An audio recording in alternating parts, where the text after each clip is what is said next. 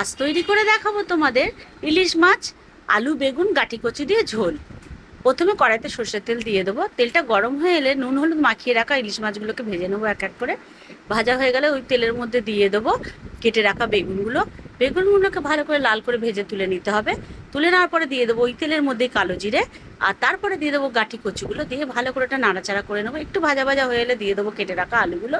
তার মধ্যে সামান্য নুন দিয়ে দেবো, আর এদিকে একটা বাটির মধ্যে নিয়ে নেবো জল।